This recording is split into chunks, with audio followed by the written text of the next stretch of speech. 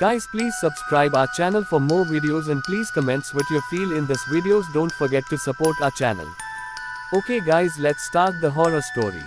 मित्रों, आपने काली जुबान शब्द सुन रखा होगा। अक्सर कभी किसी के बोलने से कुछ अशुभ हो जाता है तो उस इंसान को काली जुबान वाला इंसान कहते हैं और उसे समाज में हीन भावना से देखा जाता है। दोस्तों, आज का हमारा किस्सा इसी बात पर आधारित है।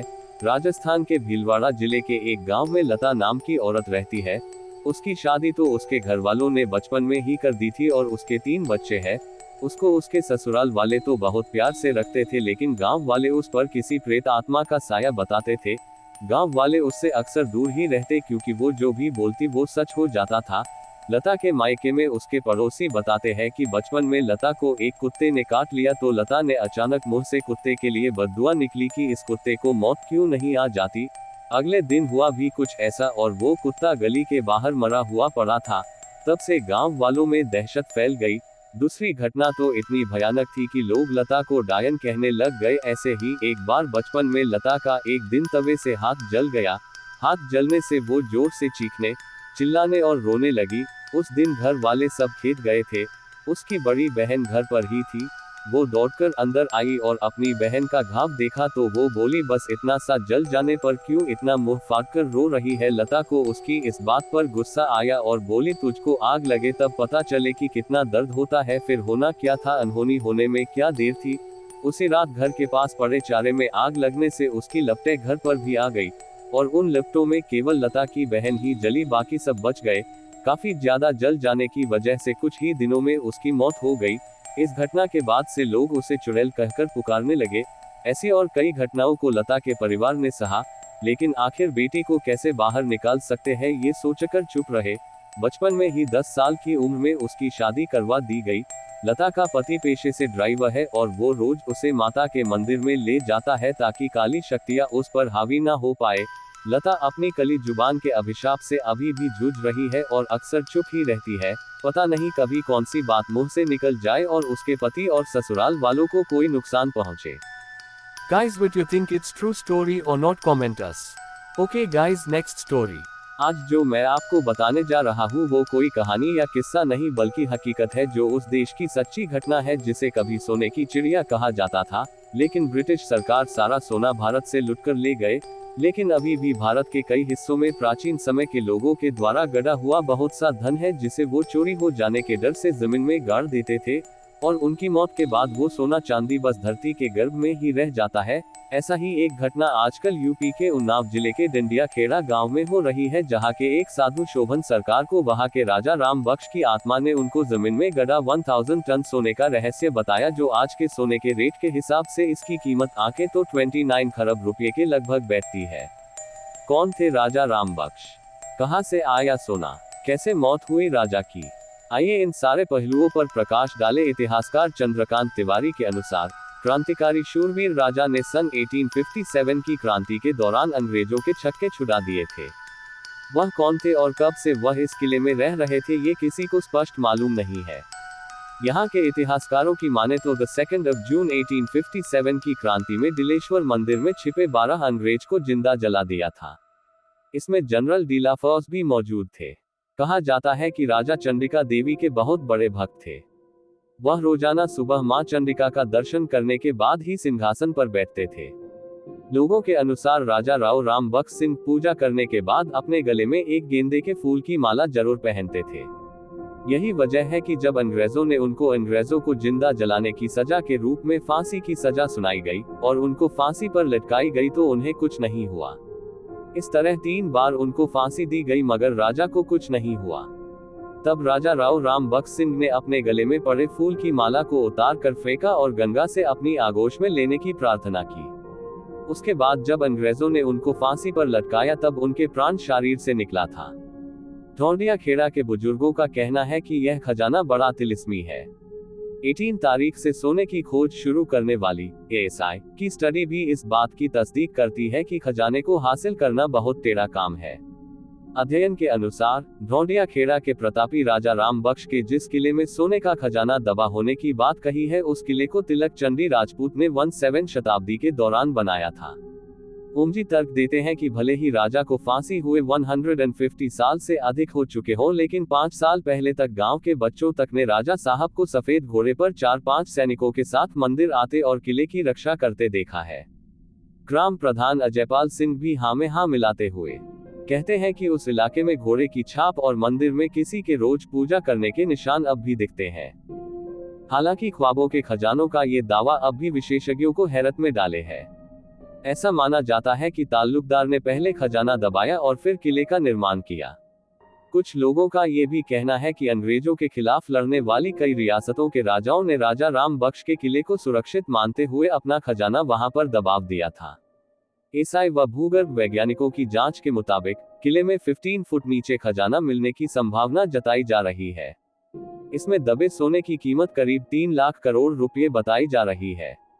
स्वामी ओम के मुताबिक राजा राव बख्श सिंह सपने में नहीं आए थे, बल्कि साक्षात प्रकट हुए थे, तभी उन्होंने सरकार से सोना निकलवाने की बात कही थी। मरा हुआ राजा घोड़े पर घूमता था। ओम स्वामी के अनुसार दिवंगत राजा राव बख्श 5 साल पहले तक इस इलाके में घोड़े पर सवार होकर घूमा करते थे। वे किले के आसपास घूमा करते थे।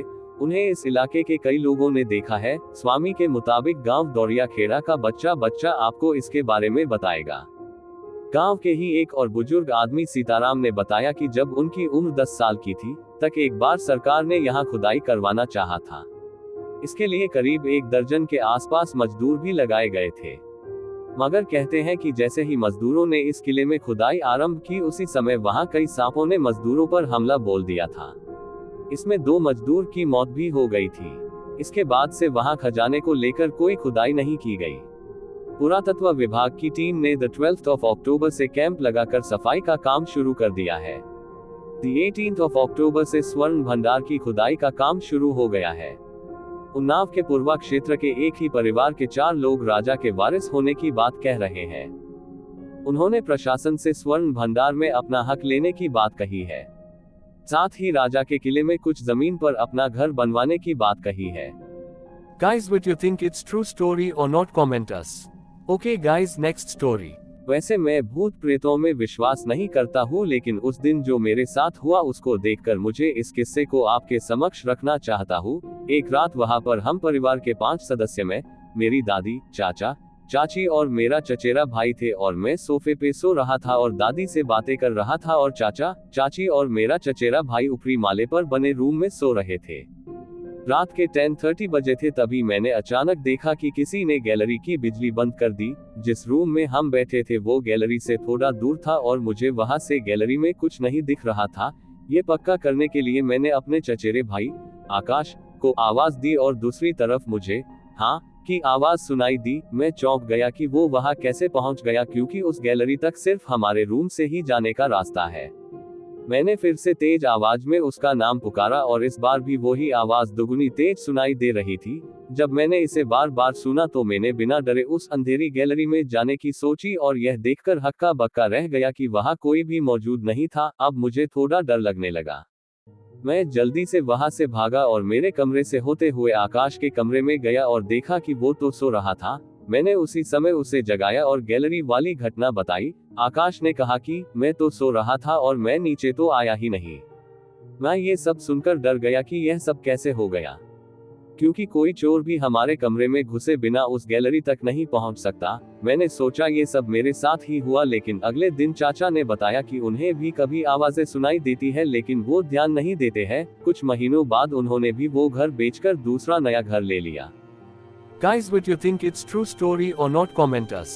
Okay guys, next story. लालबंद पश्चिमी बंगाल के विष्णुपुर जिले में स्थित एक मानव निर्मित कृत्रिम झील है। स्थानीय लोगों को मानना है कि यहाँ पर लालबाई नाम की एक मुस्लिम महिला नर्तकी थी, जिसको गर्भावस्था के दौरान कत्ल करके इस झील में डूबा दिया गया। इस कारण इसकी आवाज आज भी झील में लोगों को सुनाई देती है। इस घटना का गहन अध्ययन करने के लिए एंजल पैरानॉर्मल सोसाइटी की टीम यहां आई और तथ्यों को संग्रह किया, जो कोलकाता में पिछले 3 सालों से पैरानॉर्मल एक्टिविटी पर रिसर्च कर रही है। Guys, what you think it's true story or not? Comment us. Okay guys, next story. ये कहानी है एक चुड़ैल की जो एक व्यक्ति के पीछे ही पड़ गई थी। और हाँ, ये चुड़ैल उस व्यक्ति से बहुत कुछ दिल की बातें करती थी। इस चुड़ैल का तो यहाँ तक कहना था कि उसको उस व्यक्ति से प्यार हो गया है और वह सदा के लिए उसका बनकर रहना चाहती है। पर क्या वह चुड़ैल उस व्यक्ति को अपना बना पाई? शायद ये कहानी इस रहस्य पर से पर्दा उठाएगी और एक चुड़ैल के प्रेम को, उसकी चाहत को बयां करेगी। हाँ, पर इतना ही नहीं, मैं बता दूं कि ये कहानी मैंने उस व्यक्ति से सुनी है जिसके पीछे वह चुड़ैल पड़ गई थी, हाँ मतलब प्यार में। एक दिन जब मैं उस व्यक्ति के पास बैठा, भूत प्रेतों के बारे में जानने के लिए बहुत ही उत्सुक था, तो उस व्यक्ति ने ये कहानी सुनाई। आप भी सुनिए और आनंद लीजिए। डरना मना है। ये कहानी आज से 55-60 साल पहले की है, जब गांवों के अगल बगल में बहुत सारे पेड़ पौधे, झाड़ियां आदि हुआ करती थी। जगह जगह पर बंसवाड़ी, बांस का बगीचा, महुआनी, महुआ का बगीचा, बारियां, आम आदि पेड़ों के बगीचे आदि हुआ करती थी। गांव के बाहर निकलने के लिए कच्ची पगडंडियां थी, वह भी मूंज आदि पौधों से घिरी हुई। ऐसे समय में भूत प्रेतों, चुड़ैलों का बहुत ही बोलबाला था। लोगों को इन अनसुलझी आत्माओं के डरावने अनुभव हुआ करते थे। यहाँ तक कि ये रोए खड़ी कर देने वाली आत्माओं के कुछ नाम भी हुआ करते थे, जो इनके काम या रहने की जगह आदि पर रखे जाते थे। जैसे पंडित जी के श्रीफल पर की चुड़ैल, नेटुआबीर बाबा, बड़की बारी वाला भूत, बंसवाड़ी में की चुड़ैल, सारंगी बाबा, रेक्तपियनी, नहर डुबनी चुड़ैल, प्यासन मरी चुड़ैल आदि। तो आइए आप लोगों को उससे मिलवाता हूँ, जो एक आम के बगीचे के कोने में स्थित एक बांस की कोठी यानी एक पास एक में सटे उगे हुए बहुत से बांस में रहती थी। ये कहानी जिस समय की है, उस समय बहेरू बाबा गबरू जवान थे। चिक्का, कबड्डी, दौड़ आदि में बढ़ चढ़ कर हिस्सा लेते थे और हमेशा बाजी मारते थे। अरे भाई, कबड्डी खेलते समय अगर 3-4 लोग भी उन्हें पकड़ लेते थे तो सबको खींचते हुए बिना सांस तोड़े बहेरू बाबा लाइन छू लेते थे।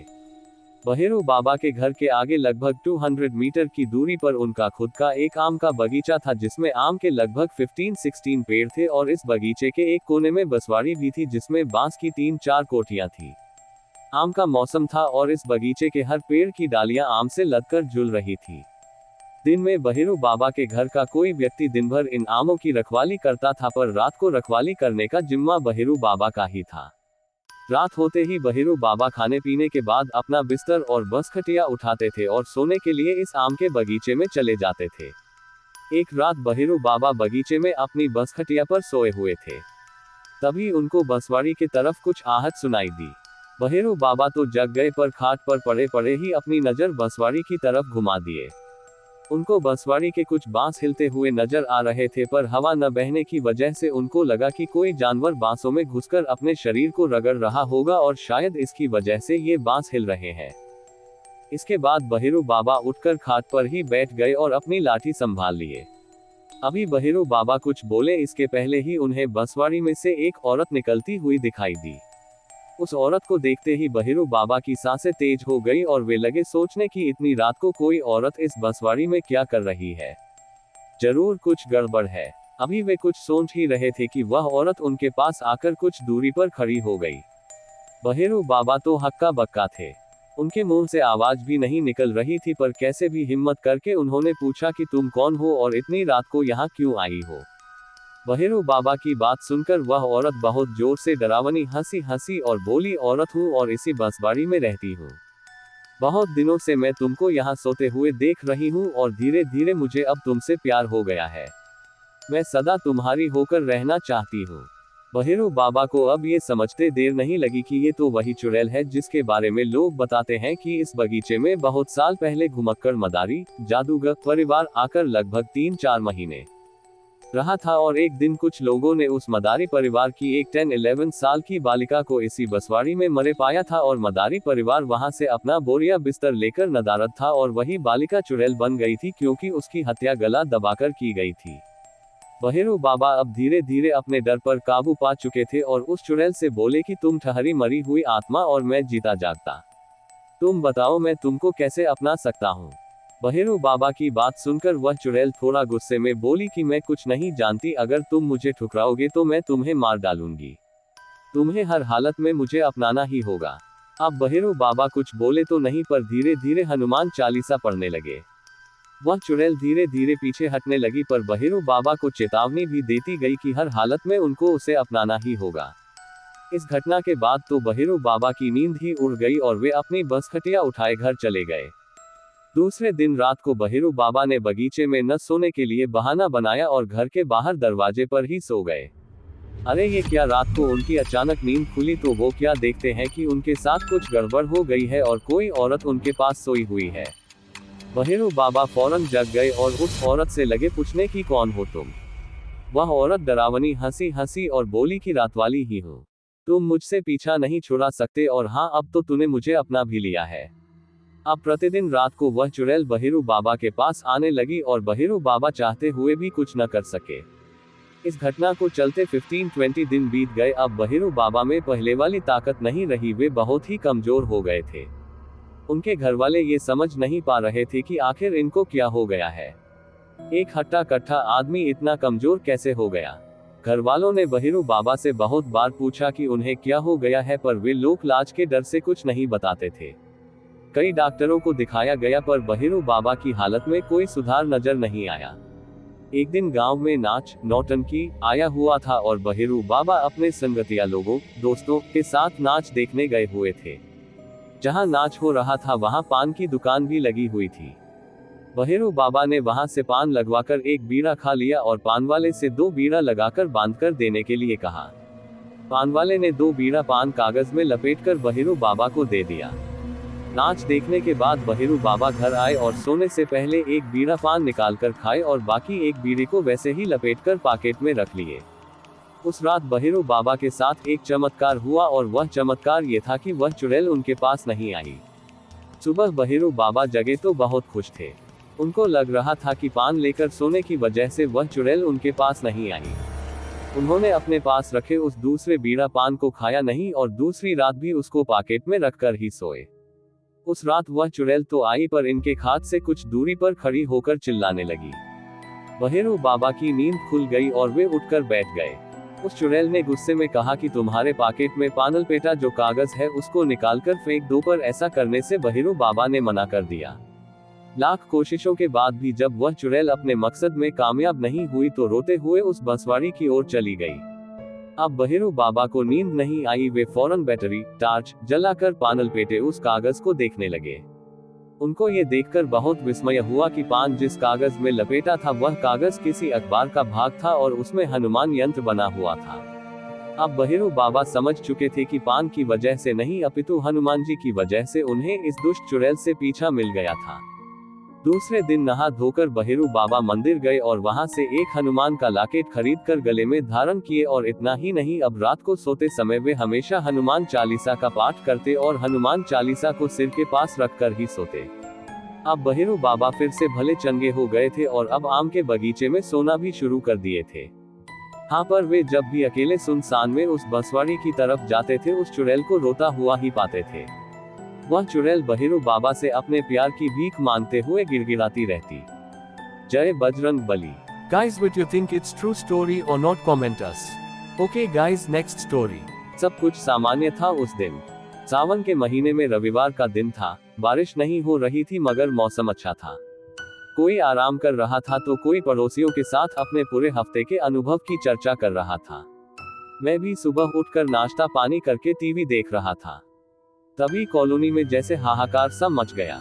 पूरा इलाका घर से बाहर था। पूरी कॉलोनी में रोने की चिल्लाने की आवाज गूंजने लगी थी। मैंने उसी भीड़ में शामिल अपने एक दोस्त इस हंगामे का कारण पूछा तो मेरे भी होश उड़ गए। हुआ ये था कि हमारे करीब कुछ दूर पर एक परिवार रहा करता था। परिवार के मुखिया उपाध्याय जी अच्छे आचरण वाले और समृद्ध व्यक्ति थे। उनके 4 बेटे थे। रविवार का समय पाकर उपाध्याय जी के 3 बेटे गंगा किनारे अपने 2 दोस्तों के साथ उस सुहाने दिन के मजे लेने गए थे। जाने वहां क्या हुआ, क्या घटना घटी, ये किसी को नहीं पता था, मगर उन 5 में से 4 वही डूब गए और सिर्फ एक जो कि नदी में उतरा ही नहीं था डरा हुआ वापस आया और उनके घर वालों के घटना की जानकारी दी। जो कुछ भी उसने बताया उस पर विश्वास करना मुश्किल था। हाँ, वहां जो कुछ भी हुआ था उस लड़के के मुताबिक वो चारों डूब चुके थे।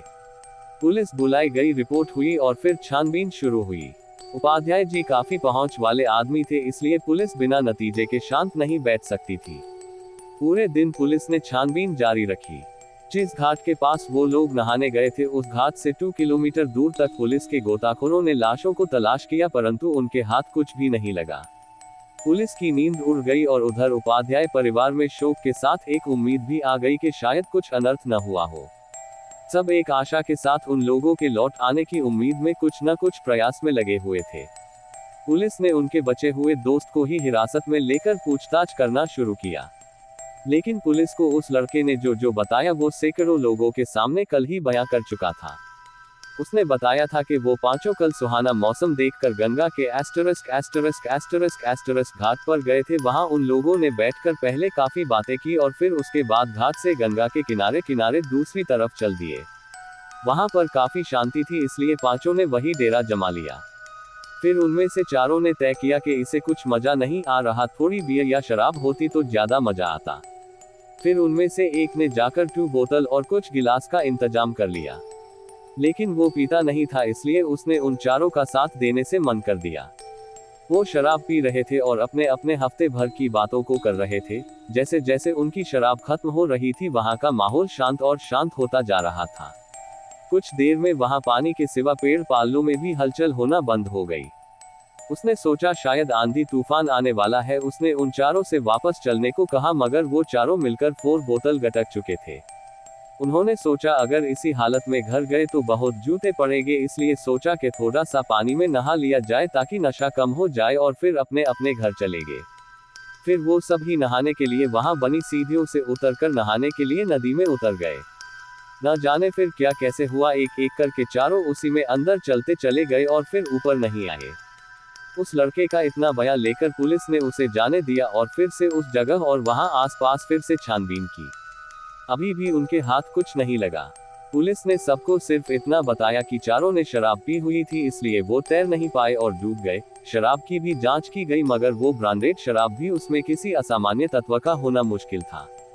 मगर पुलिस अभी भी बेचैन थी कि वो लोग डूब तो गए, मगर लाश कहाँ गई। उपाध्याय जी के घर में जो माहौल था उसका तो बखान करना ही मुश्किल है। जिसके 3 बेटे जो मर चुके हो लेकिन उनकी लाश तक न मिली हो, ऐसी माँ की क्या हालत होती है ये हर कोई समझ सकता है। वो सुबह होते ही मन्नत मांगने मंदिर जाती, कभी कुछ खाती तो कभी कुछ भी नहीं खाती, कभी रोती तो कभी हंसती तो कभी चिल्लाते हुए बाहर भागने लगती। आज तीसरा दिन था। पूरा उपाध्याय परिवार उस दिन कोस ही रहा था और उन तीनों के मिल जाने की मिन्नतें कर रहा था। दोपहर के समय एक बाबा हमारी कॉलोनी में आया। उस वक्त उपाध्याय जी और उनका बेटा पुलिस स्टेशन गए हुए थे। माँ जी तो घर में सो रही थी। सोना क्या, उसे तो गम की बेहोशी ही कहेंगे। 1-2 रिश्तेदार भी घर में थे। घटना बहुत प्रचलित हो चुकी थी, तो साधु ने पूरी घटना का बखान उनके आगे किया और फिर माता जी से कहा कि आपके तीनों बेटे मिल जाएंगे, मगर इसकी कीमत लगेगी, क्योंकि वहाँ जो भी चीज है वो बहुत लालची है। उसने ही तुम्हारे बेटों और उसके दोस्त अपने पास रखा हुआ है, मगर उनकी जान छुपा ली है। उसे धन चाहिए, फिर वो उनकी जान वापस उनके शरीर में डालकर लौटा देगा। कैसी कीमत बाबा जी? मैं हर कीमत देने को तैयार हूँ, मगर मुझे मेरे बेटे चाहिए। माता जी ने उस बाबा से पूछा। ये सारी बातें उन दोनों के बीच अकेले में चल रही थी, क्योंकि बाबा ने ही कहा था कि वो ये बातें सिर्फ माता जी से करेगा। वो बहुत लालची आत्मा है, इसलिए तुम्हारे पास जितना धन है सोना चांदी लेकर वही गंगा के रेतीले घाट पर आ जाना, मगर आधी रात को अकेले आना कि तुम्हारे घर में भी किसी को पता न चले। हम उस आत्मा को उतने धन में ही मनाने की कोशिश करेंगे और फिर तुम्हारे बेटे तुम्हें वापस मिल जाएंगे।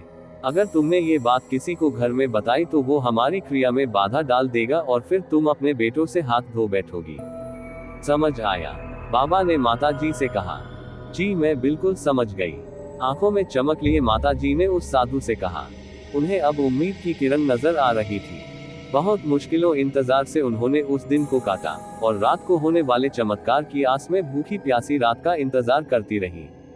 जब रात हुई तो उन्होंने जल्दी खाना खाकर सोने का नाटक किया। जब उपाध्याय जी भी गहरी नींद में सो गए तो करीब 1:45 बजे वो उठी और पहले से तैयार की हुई अपने गहनों और रुपयों की पोटली को उठाकर चुपचाप घर से बाहर निकल गई और पहुंच गई उसी स्थान पर जहां उस बाबा ने बताया था। बेटों को पाने की खुशी में इतनी रात में भी उन्हें कोई डर नहीं लगा और सीधा वहीं पहुंच गई। वहां वो बाबा थोड़ी सी आग जलाकर और कुछ सिंदूर, नींबू, सुइयां, काला कपड़ा, थोड़े से चावल और अंडे लेकर बैठा कुछ पूजा पाठ जैसा कर रहा था।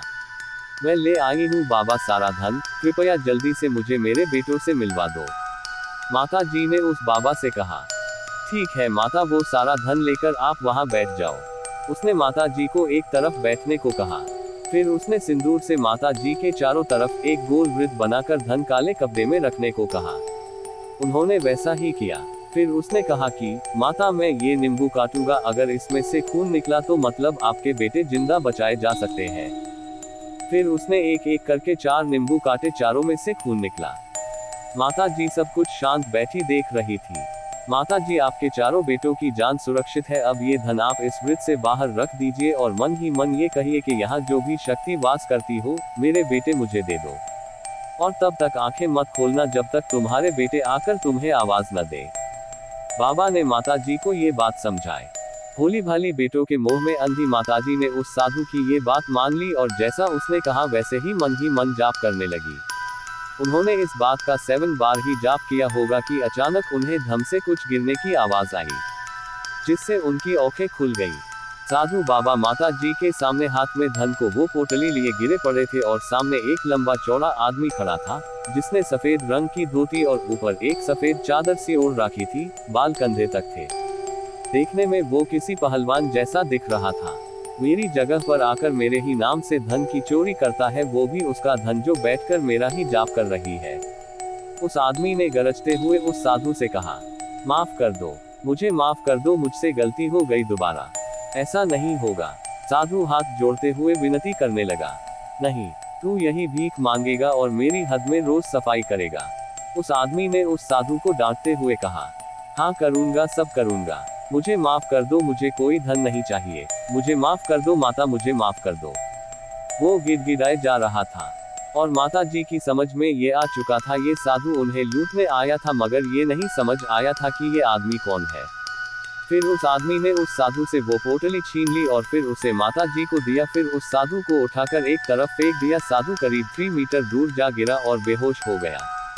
कौन है आप और मेरे बेटे कहाँ है? माता जी ने उस बलवान व्यक्ति से प्रश्न किया।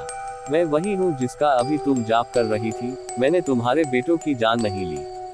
वो तो खुद शराब के नशे में डूब गए और जहाँ डूबे थे वहाँ पर सीढ़ियाँ बनी है, उनकी लाशें उसी सीढ़ियों के नीचे फंसी हुई है, इसलिए वो किसी को नहीं मिल सकी। उस आदमी ने माता जी से कहा, मेरे बेटे मुझे लौटा दो, मैं जिंदगी भर आपकी सेवा करूंगी, ये सारा धन तुम रख लो। माता जी ने रोते हुए उस व्यक्ति से हाथ जोड़कर विनती करी, मुझे धन का कोई लोभ नहीं है माता, और तुम्हारे बेटों की मृत्यु हो चुकी है, वो भी उनकी ही गलती से, अब वो वापस नहीं आ सकते। आप इस सत्य को अपना लो माता और अपने धन के साथ परिवार में वापस लौट जाओ। उस व्यक्ति ने माता जी से समझाते हुए कहा। माता जी फूट फूट के रोने लगी, उनकी सारी आस खत्म हो गई थी। फिर उस आदमी ने माता जी का आंचल पकड़ा जैसे कोई बच्चा पकड़ता है और उन्हें अपने पीछे आने को कहा। वो रो रही थी और करीब 10 कदम ही चली होंगी कि वो अपने घर के दरवाजे के सामने थी। वो हैरान हो गई और फिर पीछे मुड़ी और उस व्यक्ति से उसका परिचय पूछा। मैं वही का घटवार हूँ माता, जिसका आप जाप करके मदद के लिए पुकार रही थी। मैं आपके बच्चों की जिंदगी को नहीं लौटा सकता, मगर कल तुम्हारे सारे बेटों की लाश वहीं मिल जाएगी। अब आप अपने बचे हुए परिवार में खुश रहिए, व्यक्ति ने माता जी से कहा और फिर माता जी अंदर जाने के लिए कहा। वो दरवाजा खोल के अंदर गई और जैसे ही पीछे मुड़ी वहां पर कोई नहीं था। मन ही मन घटवार की जय की और वापस अपनी जगह पर लेटकर रोने लगी। सुबह 4 बज रहे थे। उनके रोने की आवाज सुनकर उपाध्याय जी की आंख खुल गई और फिर उन्होंने माता जी इतनी सुबह सुबह इस विलाप का कारण पूछा। माता जी ने सारी घटना सच सच बता दी। उपाध्याय जी को पहले विश्वास ही नहीं हुआ, फिर उन्होंने बात मान ली जब अगले दिन उनके तीनों बेटों की और उनके दोस्त की लाश बरामद हो गई। पुलिस ने लाश की पोस्टमार्टम करवाया। मौत की वजह पानी में डूबना ही साबित हुई। लाशों का अंतिम संस्कार हो गया और फिर सब कुछ सामान्य होने में 5 साल लग गए। उनका जो एक बेटा बचा था अब उसकी शादी हो चुकी है और घर में सब सामान्य है। उन्होंने घर बदल दिया है, लेकिन आज भी वो किसी भी पूजा में घटवार बाबा की जय कहे बिना पूजा नहीं करती। Okay guys, if you like the story then subscribe our channel. The story is finished, but don't worry, we brings you a new horror story just for you, and don't forget to subscribe. Thank you all.